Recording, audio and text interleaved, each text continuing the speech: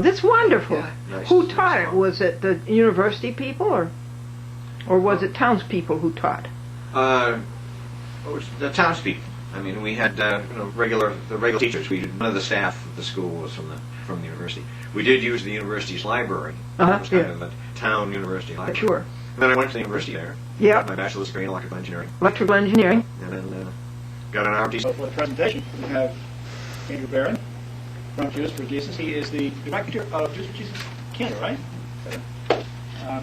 Let's see, he told me to tell you he has one wife, 3 kids. I said, that's good. That's about right. That's about right. So with that, Andrew, it's yours. Thank you.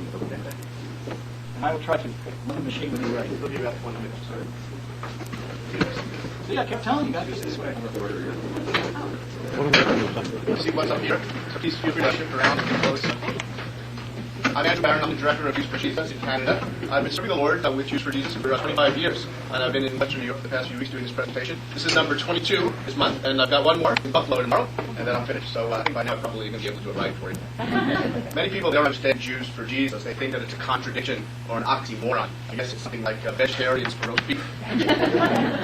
But you know, Jesus was a Jew, wasn't he? His disciples were all Jewish. All the writers of the New Testament, with the possible exception of Luke, they were all Jews, weren't they? As a matter of fact, the big problem that they had back in the first century then was Gentiles for Jesus. It caused such a controversy when the Gentiles wanted to believe that they had called the very first church conference in Acts chapter 15 to decide about the Gentiles for Jesus. And as you remember, they decided that this really was a good thing, that it was really all part of God's plan all along, Jews and Gentiles, men and women, those who were slaves and those who were free, people from every race and tongue and tribe and family, all gathering together as one, worshiping the God of Abraham, Isaac, and Jacob. So as a result of that good decision, we Jews for Jesus came up with a great idea. We decided that we would send you some of our best and most highly qualified missionaries. So we sent you Paul and Silas and Timothy and Barnabas, and they did such a great job, did they? Now there's more of you than there are of us. And that's our burden at Jews for Jesus, is to bring that marvelous message of the love of God in Messiah right back into the community from where it came from.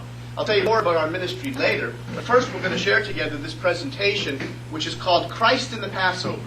Now you may be wondering, what does Jesus have to do with the Passover? Passover is Jewish, isn't it? Well, so is Jesus. And not only did he celebrate the Passover every year while he dwelt among us, I think you'll find that he's clearly pictured in the story of Passover, as well as all the symbols of Passover. For the story of Passover is the story of our liberation from bondage. But more importantly, the message of Passover is the promise of redemption. Redemption. This evening, as I share together this traditional Passover setting, it's my hope and prayer that you'll view it as more than just as an explanation of a commemorative meal. You'll view it as I do, as an object lesson, a life and mission of the Lamb of God who comes to take away the sin of the world. I'm just going to read you a few verses from the Gospel of Luke. Luke chapter 22. Then came the day of unleavened bread, on which Passover lamb had to be sacrificed. Jesus.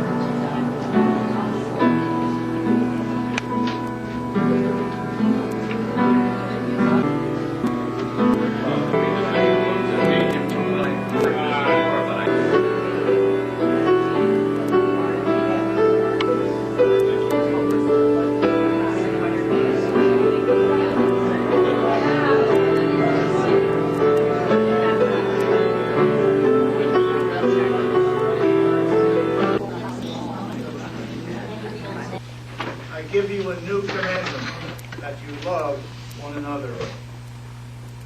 Just as he has loved us, we also should love one another. On this day, Christ, the Lamb of God, gave himself into the hands of those who would slay him. On this day, Christ gathered with his disciples in the upper room. On this day, Christ took a towel, washed his disciples' feet, giving us an example that we should do to others as he has done to us. Christ our God gave us the holy feast, that we might make up on his whole sacrifice and be partakers of his resurrection. And that's it. Remain with him. Long.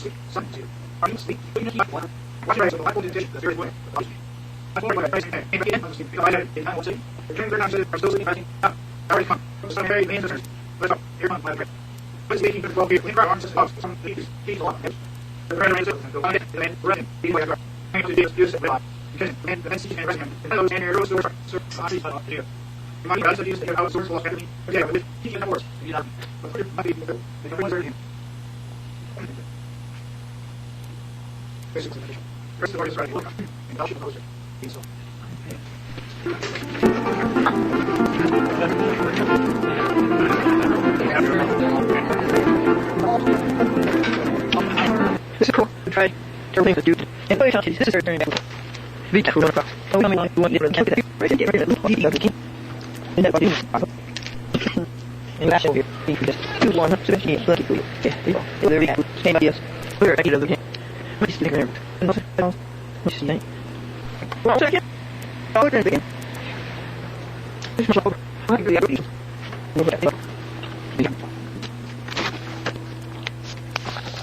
That's right. Let's put it out door too.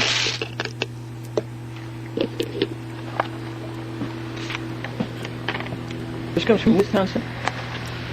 Comes by UPS. We got a little bit of blue sky, and I think the blue sky is gaining. This is vegetarian dinner cuts for them. And gravy for the dinner cuts and soup from last night on Thursday. And the blackbirds are eating this hard bread that comes from the price offer and from the Assembly of God free Monday night supper. 4. Hi, Glendora. Happy Easter. Susan Lee White, Carlsbad, California.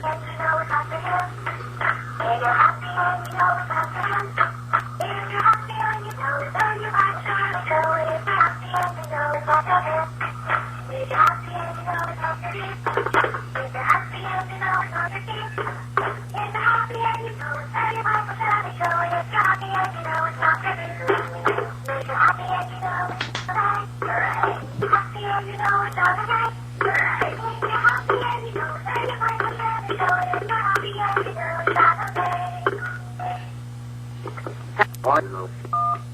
Hi, Tony. This is Joe Brunin over here in Lindenhurst, New York. I've been very remiss in calling, but we've had a family problem here. My brother-in-law is very, very ill, and we've been running back and forth for the past month and a half to school carrying. He was not even on actually he liked it.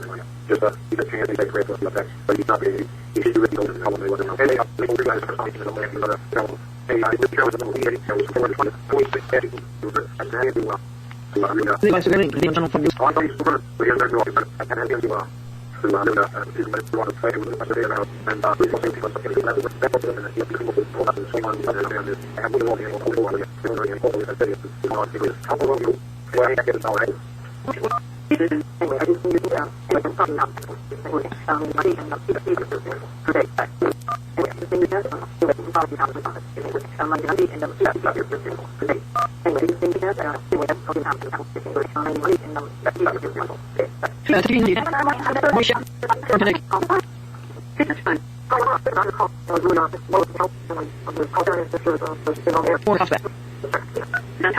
Also, all animals that are two course and over. These are two snakes that are two wolves and snakes, which are editors.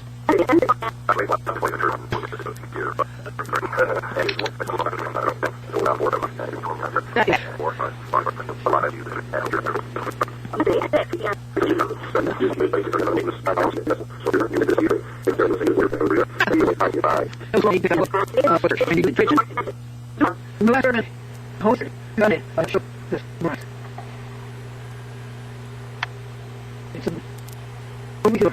Tomorrow is. That's right. Again.